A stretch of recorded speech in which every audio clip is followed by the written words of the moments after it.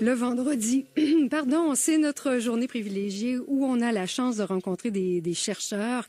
Et aujourd'hui, c'est une doctorante de l'UQO en psychologie qui est avec nous, qui a aussi gagné une médaille assez étonnante dernièrement, qui a réussi à faire sa soutenance de thèse en 180 secondes. Elle s'appelle Vanessa Tassé. C'est une étudiante à l'UQO, doctorante à l'UQO. Bonjour Vanessa. Bonjour. D'abord, parlons de ça tout de suite, parce que c'est une curiosité, mais à l'université, vous êtes habitué à élaborer. Faire trop court, même, n'est jamais très bien vu. Qu'est-ce que c'est que ce concours de soutenance de thèse en 180 secondes auquel vous avez participé? Parce que vous êtes la vainqueur québécoise.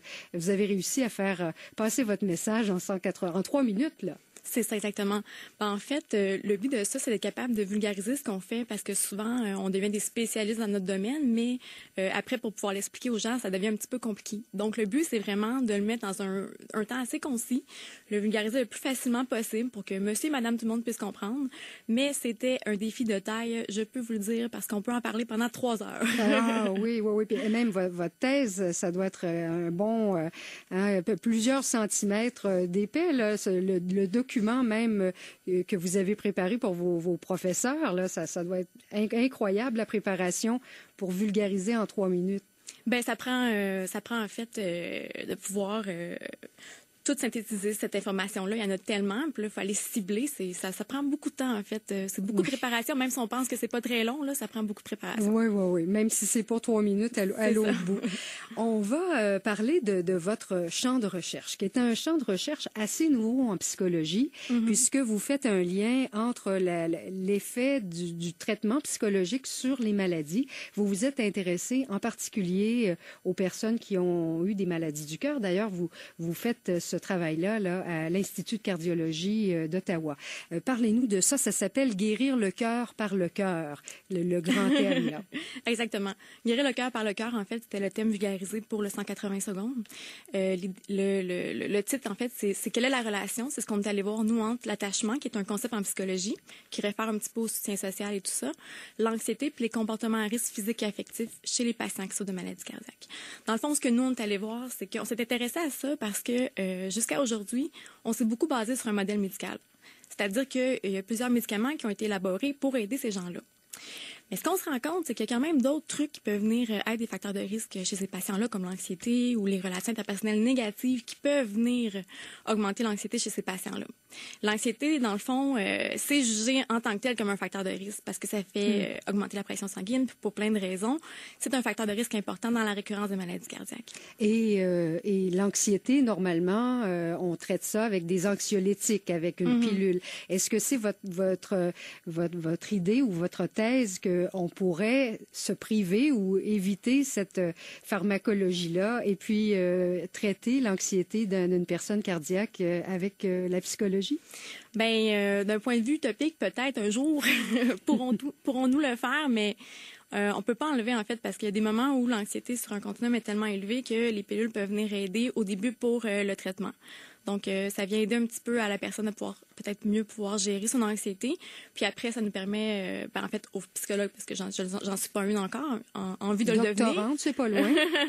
Mais de pouvoir mieux faire notre travail à ce moment-là pour ces gens-là. Ouais. Et vous avez distribué comme ça pour vérifier tous ces facteurs de risque liés à un traitement psychologique où vous pourriez avoir une emprise là-dessus à 200 patients de l'Institut de cardiologie. Vous en êtes où, là, avec l'analyse de tout ça? En fait, c'est ça. On a eu une période de recrutement où on a approché, dans le fond, plusieurs patients. 200 ont accepté de faire notre étude. Donc, à ces patients-là, on a passé des questionnaires auto-rapportés, donc sur l'anxiété, la dépression, également sur l'attachement, qui est le concept de relation interpersonnelle dont je vous parlais. Puis puis les comportements à risque physique, comme quand on parle de comportements à risque physique, en fait, on parle de malnutrition, de tabagisme, oui. Parce qu'on sait que c'est des facteurs de risque importants.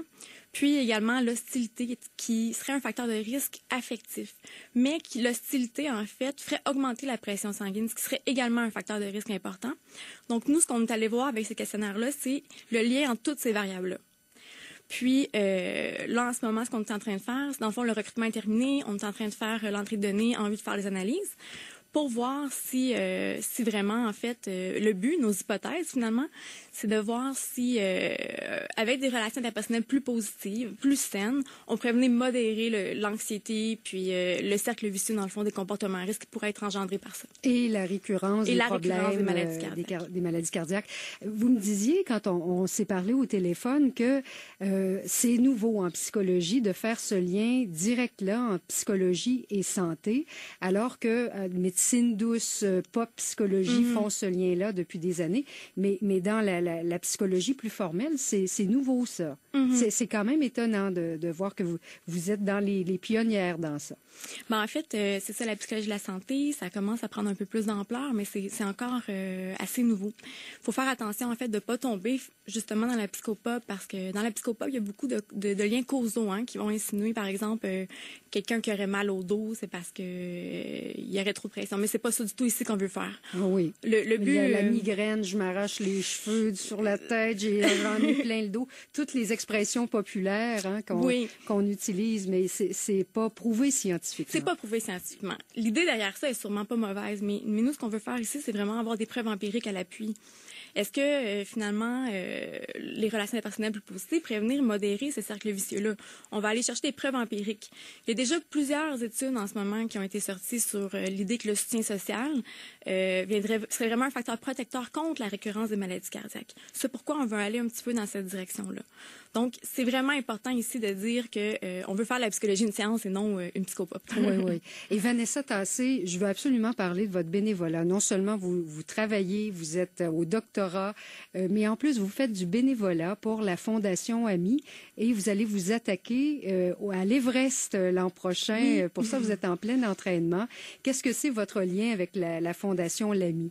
En fait, la Fondation Lamy, c'est une fondation qui est à but non lucratif, qui veut faire la prévention chez les jeunes en 12 et 25 ans pour la prévention du suicide. Comme c'est une fondation à but non lucratif, ils doivent ramasser des fonds. Cette année, en fait, le projet, j'ai assisté à un spectacle, puis c'est là que j'ai vu ça, puis j'ai trouvé ça vraiment beau, en fait. C'est qu'ils veulent aller faire le Mont Everest. Un petit peu comme la vie, ça peut paraître comme une montagne, et puis là, il y a un symbole. Il y a un symbole là-dedans. Et puis là, l'idée, c'est qu'à travers ce projet-là, les gens puissent ramasser de l'argent. Donc, je me suis engagée là-dedans avec une amie qui s'appelle Maud Laplante. Puis, notre but, ce serait de ramasser 25 000 $.